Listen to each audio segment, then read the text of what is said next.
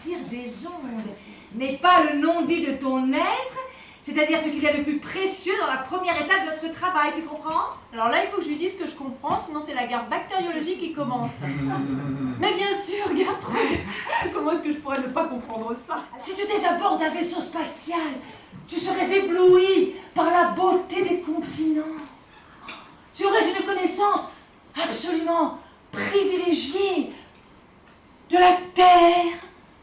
La Terre t'apparaîtrait bleutée, avec des traces légères, comme la fumée d'une cigarette qui nimbe la géographie d'une pellicule blanche et grise. C'est très joli, ça. Si je pouvais savoir où elle veut en venir. Oh, on a commencé les répétitions, on travaille comme des anges. Ah oui, je suis contente, c'est une pièce formidable. Non, elle est en train de m'expliquer, là. Bon, bah, tu me rappelles? Je t'embrasse fort, fort, fort. Ciao, ciao, ciao, ciao, ciao. Elle a rencontré David. Bon, mieux vaut passer à autre chose. Pour moi, depuis ta rupture avec Clotilde Henriette, tu as pris du recul. Ah, c'est Clotilde Henriette. Je peux la tuer là, juste maintenant. Je lui serre la gorge, elle sort la langue et je la lui bouffe. Père tombe gravement malade. Je n'arrive plus à jouir. La fin tue un million d'enfants. Je ne sais pas aux aïeux, par exemple. Et là, tu crois que, comment t'expliquer? Tu crois que mes glandes surrénales vont produire une quantité différente d'adrénaline? Pas du tout. Et donc, t'en connais un rayon, hein? Mais où est-ce que tu as lu tout ça? Ça m'intéresse, les glandes surrénales. Ce n'est pas un hobby, une passion, une obsession. Je trouve ça intéressant de se pencher sur les glandes surrénales. Enfin, se pencher, c'est une image, hein. Exclusif. C'est un quotidien? Un hebdo? Un mensuel?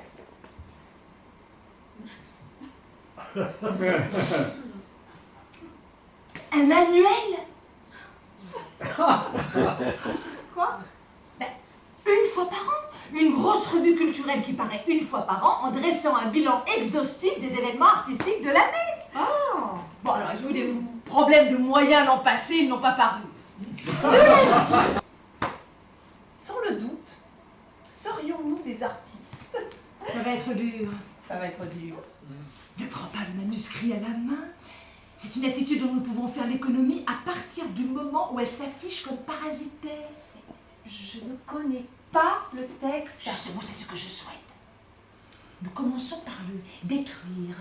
La destruction commence par la négation de ce qui est. Donc, tu le nies. Ah bon? Il faut que tu sois du verbe être. Or là, ce que tu cherches à m'imposer quelque part, c'est le devenir d'un objet qui n'existe pas. Ne cherche pas, et c'est très important dans mon œuvre, ne cherche pas à créer ce qui a pour dessein, D-E-2-S-E-I-N, de te créer. Tu comprends? Ça va être très très dur. Cette dictature, tu sais ce que j'en pense? Elle est folle, c'est un monstre d'orgueil. Elle sait qu'elle est trop célèbre pour être en danger, alors elle va faire de la provocation. Elle me met dans une position affreuse. Tu veux vraiment le savoir? Mais jouer ta dernière pièce, c'est comment dire, c'est comme une amnistie. Tiens, une amnistie. Oui, un acte de repentir. De repentance, voilà, c'est le mot. Repentance. Il sait que je vais jouer une pièce de toi. Il ne veut pas s'immiscer dans mes choix. Tu vois que même le chef de toutes les polices peut faire preuve de bonne volonté, rien n'est tout blanc ou tout noir. Il viendra à la première, même s'il ne comprend pas tout. Je pourrais pas jurer qu'il comprend tout. Il pourra tout de même se dire, je vois la femme de mes rêves sur scène. C'est toujours ça. En quoi l'amour d'un homme peut-il diminuer le talent? Mais au contraire, il l'exalte. Quand on dirait d'amoureuse d'un être de pouvoir, elle est fascinée par le pouvoir des autres. Elle veut être dominée. Elle n'existe qu'en étant soumise. Et soumise à un homme, bien sûr. Et comment est-ce que je vais réussir à lui faire admettre qu'il s'agit d'une manifestation psychotique paranoïde? Ce qui doit rudement la turlupiner, c'est cet homme. Elle le connaît. Elle ne comprend pas qu'on puisse être éprise d'un homme qui dirige la police. Elle est encore amoureuse de moi. Elle ne l'avouera pas. Elle était heureuse de me dominer. Elle va attraper une jaunisse parce qu'elle n'admet pas qu'un homme de pouvoir entre dans ma vie. Avec son tempérament de midinette et sa tendance de masochiste à estimer que des relations dégradantes constituent des preuves d'amour, elle parcours à la catastrophe, finalement, c'est la confirmation de ce que je pensais. Cette grande actrice est devenue une bécasse. Elle va me sortir de bons gros clichés du style « Oh, il est entré dans ma vie. » Un gros con est entré dans sa vie, oui. Oui, allô? Oui, bonjour. Comment allez-vous? Oui, en plein dedans. Non, c'est facile quand c'est écrit par Gertrude. C'est une telle écriture, c'est tellement riche, profond, subtil, formidablement construit. Bien sûr. Bien sûr, comme toute son œuvre d'ailleurs. Dès ses premiers livres, je l'avais compris. N'attaque pas tout de suite, hein. Laisse faire, laisse venir. Bon, j'essaye. Hein. Oui, vas-y.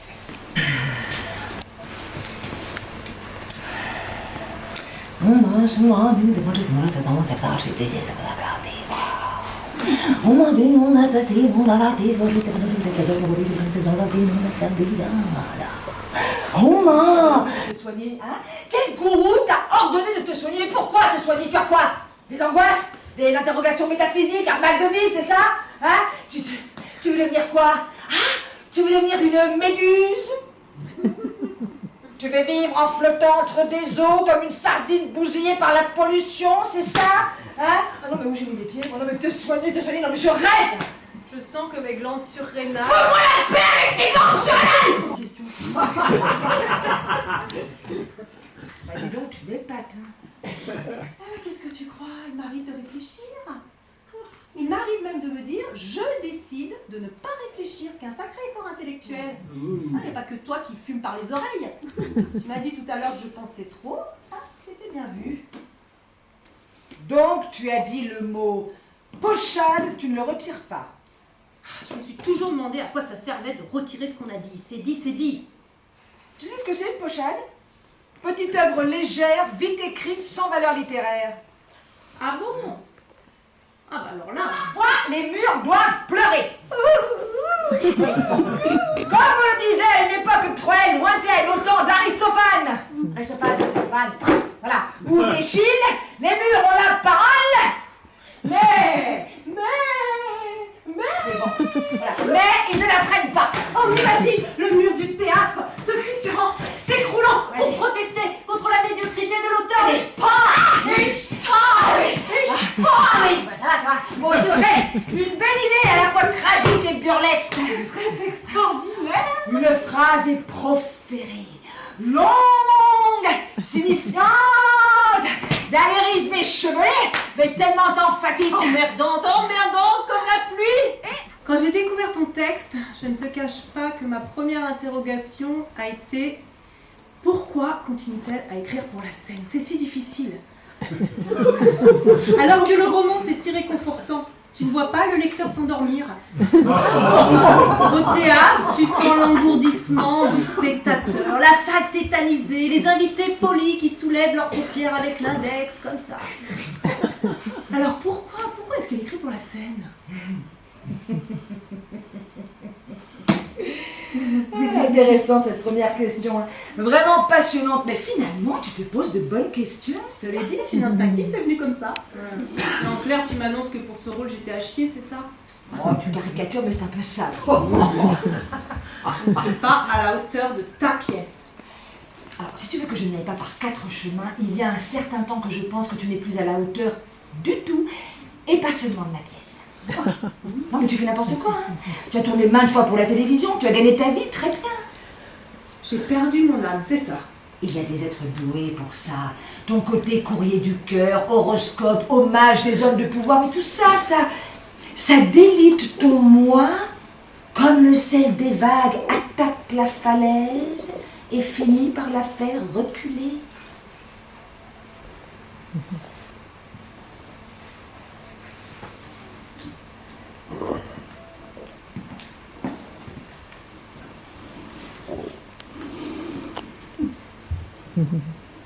Quand je sortirai de ce théâtre, je passerai un coup de fil, un seul, tu vois.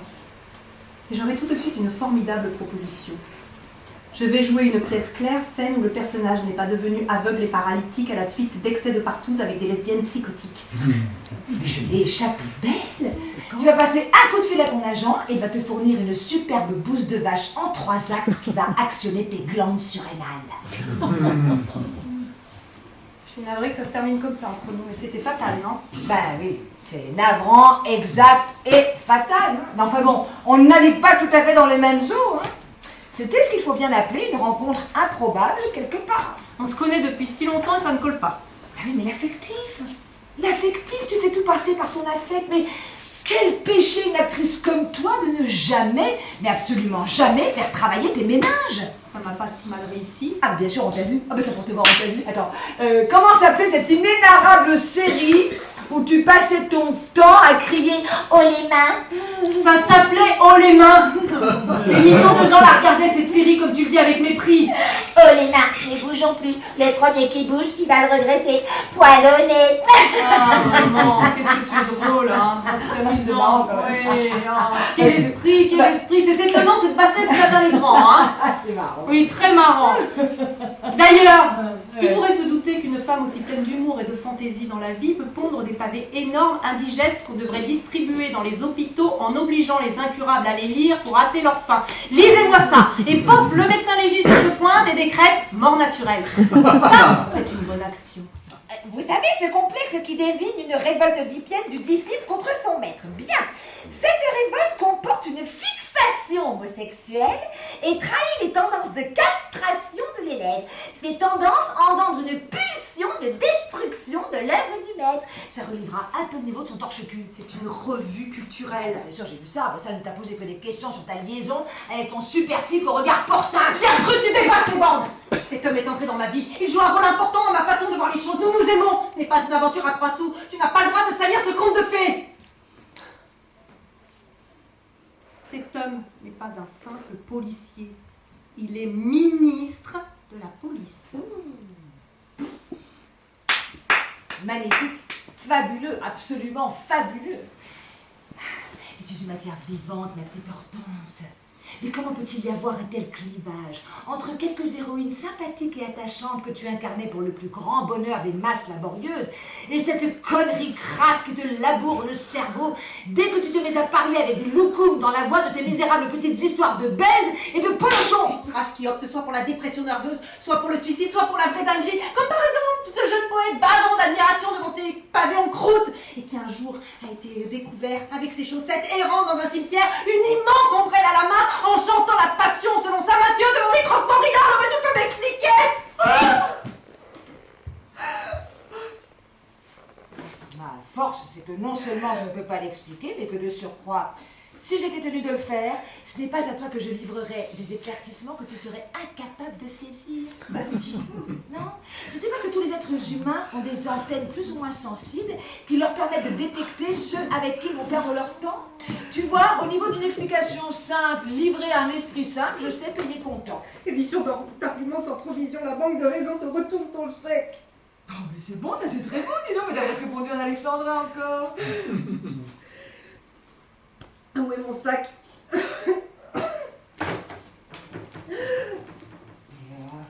qu'est-ce que tu as? Il faut que je trouve mes cachets. Qu'est-ce que tu as? Ça va? Tu vas bien? Oui. Tiens.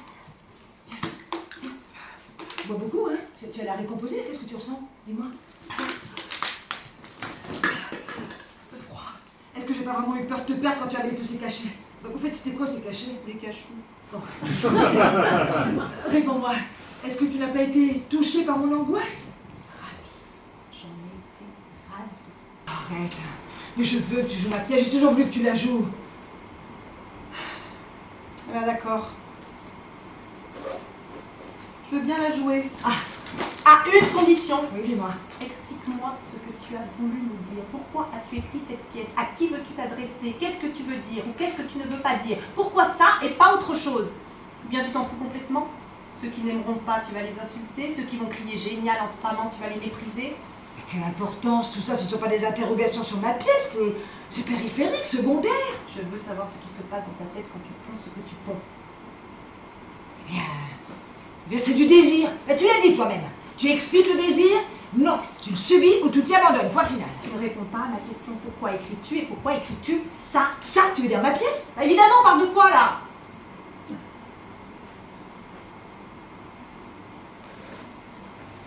Pour ne pas mourir. Je sais que je suis beaucoup moins intelligente que toi. Ah, commence pas. Non, mais écoute, si tu me dis j'écris pour ne pas mourir, c'est très beau, très bien, ça me fait venir une larme à l'œil, mais c'est insuffisant. Vraiment, pourquoi? Car le résultat de ce que tu écris. Le résultat? Mais qu'est-ce que c'est que ce charabia? Bon, je m'explique, si c'est uniquement pour ne pas mourir que tu grattes, alors peu importe la qualité de ce que tu grattes, tu te fous de la qualité de ce que tu grattes, je suis claire là? Ce que tu dis là, ça s'appelle un sophisme. Je suis bien contente de l'apprendre. Bon, écoute-moi. Bien sûr que je suis intéressée et au plus haut point par la qualité de ce que je fais. Je veux qu'on apprécie ce que j'écris en bien ou en mal. L'appréciation, à mon sens, ne veut pas dire l'adhésion. On peut être choqué, écœuré, enthousiasmé. Mais moi, ce dont j'ai impérativement besoin, c'est d'écrire, je me répète, pour ne pas mourir. Ils ont remercié, braves gens. Donc à la sortie, demandez le remboursement, plus une prime ou un genre d'indemnité. Oui, sauver la vie d'une désespérée. Toute peine mérite salaire. Donc ce que tu es en train de me dire, ou tout au moins d'essayer de me dire, c'est que je suis une salope. Non. Ah si, la salope totale, cosmique, la salope universelle. Hein. Celle qui pourrait même pas se racheter car elle trouverait le moyen de se marchander. Tu déprimes là, tu déprimes. Je t'aime, Hortense. Comme je t'aime, je ne veux pas que tu sois malheureuse. Je ne veux pas que tu aies mal. Ne joue pas ma pièce. Franchement, sincèrement, je te demande... Regardez de prendre des photographies du spectacle. Merci de débrancher vos téléphones portables. Ah, et merci de rester là et d'être là jusqu'au bout pour que notre chère Gertrude ne crève pas dans d'atroces douleurs. Non, alors ça, je ne crois pas, tu vois.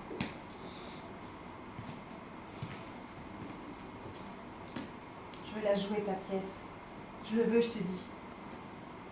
Mais ce que je veux aussi, c'est que tu me fasses pas chier pendant 6 semaines. Tu comprends? Est-ce que tu comprends? Oui. Bon, on y va là? Baptiste bon, tu nous mets un peu de lumière, s'il te plaît? Bon, il s'est endormi. Baptiste Baptiste Bah écoute Baptiste, ok, on a perdu un peu de temps là, mais enfin on va y aller là, tu vois. Bon, Baptiste, qu'est-ce que tu as là? Il est parti. Mais non, mais on commençait juste à cerner les problèmes.